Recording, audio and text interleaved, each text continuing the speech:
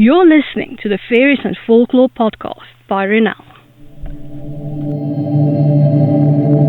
I'm dark fantasy author Ronel Janse van Vuuren. With nearly a decade of digging around in dusty folklore books, researching creatures of imagination that ignited my curiosity, I'm here to share the folklore in a nutshell and how I reimagined it for my writing in An Origin of the Fae.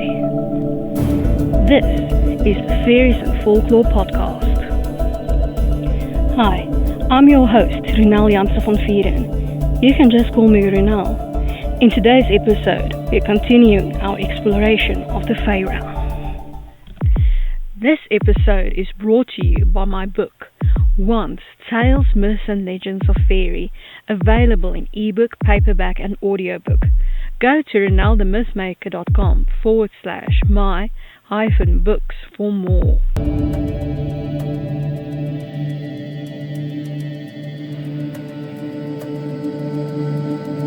We are continuing our exploration of water fae.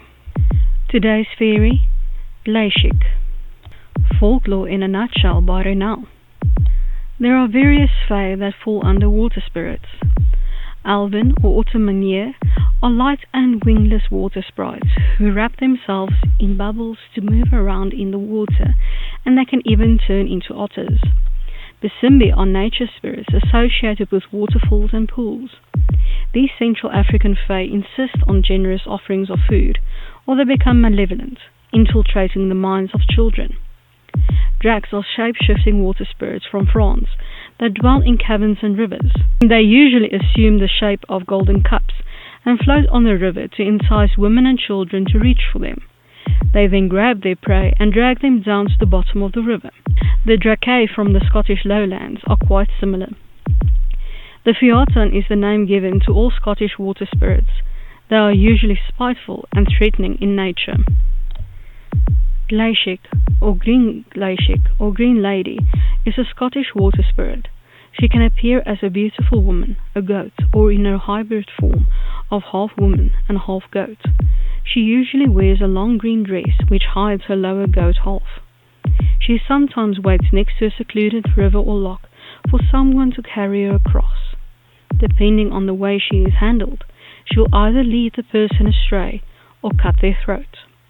She has a loud cry, much like the banshee. In some tales, she drinks the blood of her victims. In other tales, she is the protector of cattle and is offered milk in a hollowed-out stone for continued benevolence. In yet other tales, she is the goddess of the hunt, protecting deer and even hiding her herds from hunters who shoot does instead of stags.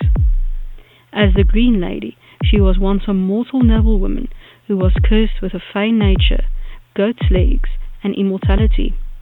The Green Lady can be benign, watching out for those weak of mind, or a vengeful spirit. Even as a beautiful woman, the Glaistig has a grey complexion, hence her name, which comes from glass, which means grey. It's best to steer clear of women who hang around bodies of water on their own. And now, for my interpretation of the Fae, in An Origin of the Fae, Glaistig. The Glaistig are shapeshifters who can easily be small enough to wrap themselves in bubbles to travel in the river, or be a beautiful woman to ensnare her, usually, male victims. The Glaistig need blood to fuel their glamour, or they'll be nothing more than wispy spirits. Even as a beautiful woman, she has greenish-grey skin and the lower body of a goat. Most Glaistig have long, lustrous hair that they take great care of, much like mermaids, sirens, and other predatory water fae. Hailed as protectors or as plagues, the Glaistig takes care of her environment and the animals who live there. They are tied to the earth and the water, wielding great power. They are easily stirred to anger and can do great harm in their rage. Even her cry can bring about disaster for her enemies. Solitary in nature and fond of children, they are usually the ones ending up taking care of changelings when other fae tire of them.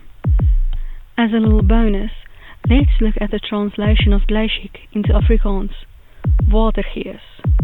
This is of my own making. I hope that you've enjoyed this episode of the Faeries and Folklore podcast and that you've learned something new about faery. Remember that you can get a transcript of this episode in the description. If you're new to the podcast, why not go and grab your free copy of Unseen, the second book in the fairy tale series, on my website, ronelthemythmaker.com. Loads of folklore, magic, and danger await. Take care.